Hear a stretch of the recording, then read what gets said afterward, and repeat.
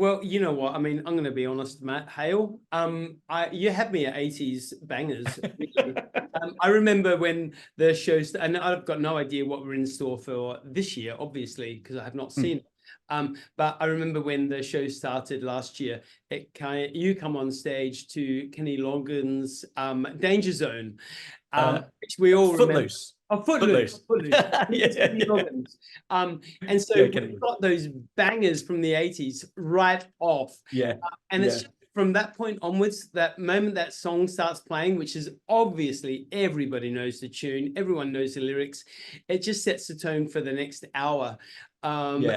Everyone is just having a great old time. The night that I particularly saw it, it was just brilliant. There was an amazing hypnotist work.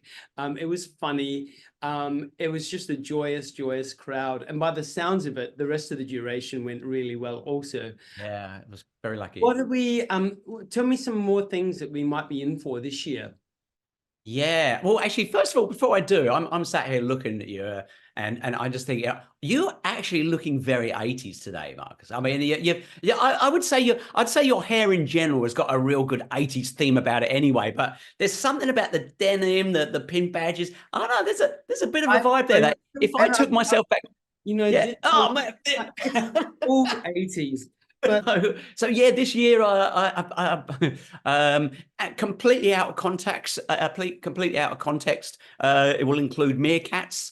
Completely out of context. A bit of flute playing. You'll have to see why. I suppose in context, but in a very bizarre way. Bon Jovi will be featured very heavily this year. There's